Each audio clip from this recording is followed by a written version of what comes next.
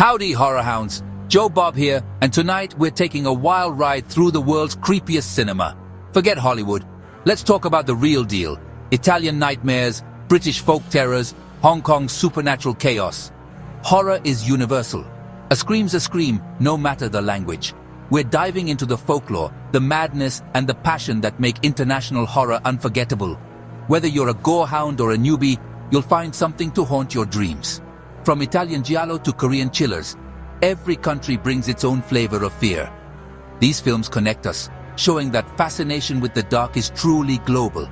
We'll see how Italian zombies inspired New Zealand splatter, and how Japanese ghosts echo in Korean thrillers.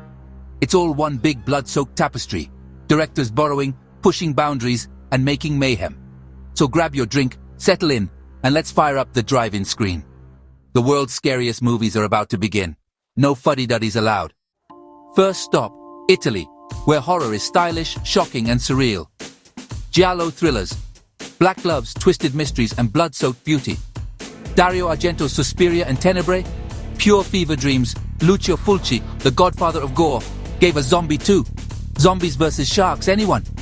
And the nightmarish Gates of Hell trilogy. Mario Bava set the gothic mood with Black Sunday and Black Sabbath, painting with shadows and dread.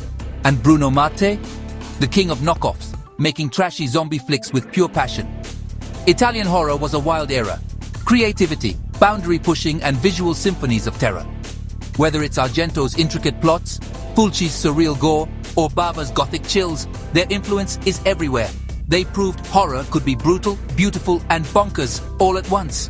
These films are essential for any horror fan. 4 stars, check it out, and don't eat spaghetti during a Fulci movie. Next we cross to Britain, where horror digs deep into ancient soil.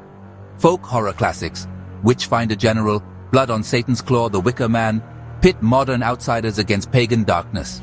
Witchfinder General is all human evil. Blood on Satan's Claw is slow-burn demonic dread. The Wicker Man, the weirdest harvest festival ever. But Britain also gave us gothic chills thanks to Hammer Films and Roger Corman's Poe adaptations. Vincent Price brought tragic menace to films like House of Usher and The Mask of the Red Death. Corman's shoestring budgets created lavish, decaying worlds, proof you don't need money, just mood and a great story. These films are monuments to gothic horror.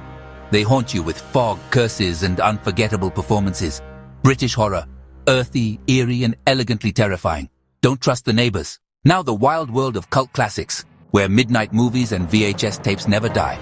Cemetery Man is a surreal, hilarious Italian gem about a gravekeeper battling the undead. Peter Jackson's Dead Alive, the bloodiest, funniest zombie splatterfest ever, lawnmower finale included. Lamberto Bava's Demons traps moviegoers in a theater of pus-spewing chaos, while Demons 2 brings the terror to your TV. Night of the Demons is America's answer teens, a haunted mortuary, and a killer soundtrack.